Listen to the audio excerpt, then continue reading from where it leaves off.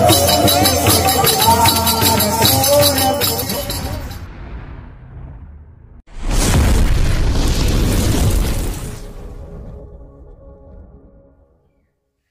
मारो YouTube family केम छो बधा मजा में हशे बधाई ने सवार में गुड मॉर्निंग बधा जोरदार हशे नाई कम्प्लीट अपने रेडी थई गया तैयार थई गया छे पण आजनो नजारो केवो छे तमने कहीश तो बधाने पहला जय सियाराम जय बजरंगबली जय मां मेरड़ी जय महाकाली। तो मित्रों तमे कया कया गामथी विडियो जोवो छो एक कॉमेंट करजो એટલે મને બ્લોગિંગ કરવાની ખૂબ મજા આવે। બાકી તમને ખબર છે કે રોજનો ને કંઈક નવું નવું લાવું છું તમારા માટે। તો કંઈક તો મેં તમારા માટે નવું લાવું જ છું રોજ જ, કારણ કે તો જ મને બ્લોગિંગની મજા આવે। બાકી આપણને જેવા તેવા બ્લોગમાં મજા આવે નહીં। તો અત્યારે આપણે જઈ રહ્યા છીએ કઈ જઈ રહ્યા તમને કહું ના અત્યારે નહીં કેવું મારે, તમે ખાલી બ્લોગિંગ સાથે બન્યા રહેજો, બાકી ખૂબ મજા આવશે આજે મેં કઈ જમશો તમે જોટિંગ સાથે બન્યા રહેજો બ્લોગમાં। અને તમારો આભાર ભાઈ, તમે જેવો સપોર્ટ કરો છો એઓને સપોર્ટ કરતા રહેજો બરાબર। એટલે મને બ્લોગ બનાવવાની ખૂબ મજા આવે। અને અત્યારે જો ગાડી જે પડી છે મોટી ગાડી ગઈ નહીં એટલે તમને ખ્યાલ તો પડી ગયો કે આપણે કઈ જઈ રહ્યા છીએ। તો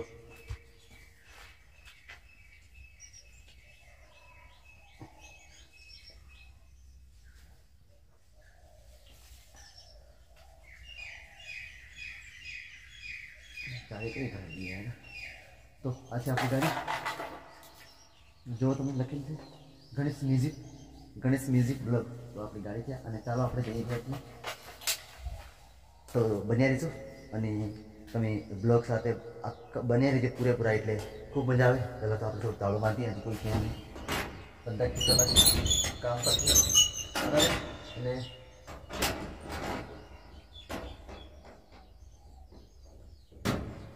બાકી ચાલો નીકળીએ આપણે, તમે બ્લોગ સાથે બન્યા રહેજો એટલે તમને ખૂબ બ્લોગમાં જોવા મળે અને કેટલી મજા આવે એ તમે કહેજો, મને કોમેન્ટ કરજો બરાબર।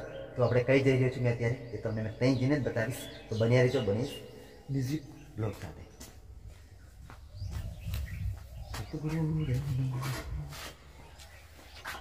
બન્યા રહેજો આજે ને ખૂબ મજા આવશે આજે બ્લોગ સાથે। તો ફાઇનલી દોસ્તો તમને સવારમાં કીધું હતું કે મેં કઈ જગ્યાની બતાવી, પણ આવી ગયા છીએ આપણે વાવ ગામમાં। જય માતાજી આ છે મારા મા મેલડી શૂટિંગ વાળા કમલેશભાઈ બારિયા, આપણું શૂટિંગ ઉતાર્યું હતું। અને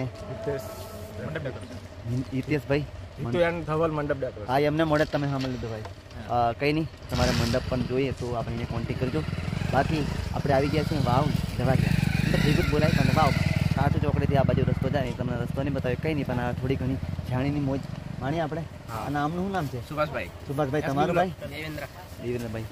દેવેન્દ્રભાઈ સુભાષભાઈ મા મેલડી ડીજે વાળા ને આપણે મહેન્દ્રભાઈ બારિયા। તો મિત્રો બન્યા રહેજો, એમની ફરમાઈશ પૂરી કરવા પડાયું છે અને કેટલી મજા આવે તમને બતાવશો। બાકી આપણા વિડીયો તમને ખબર ને કે ભૂખા તોડ આવે છે ભાઈ અને દરેક વિડીયોમાં થોડી ઘણી કોમેડી આવે છે આપણે તો જ પબ્લિકને મજા આવે છે। બાકી કંઈ નહીં આવ્યો અને તમે સપોર્ટ કરજો બરાબર। Thank you.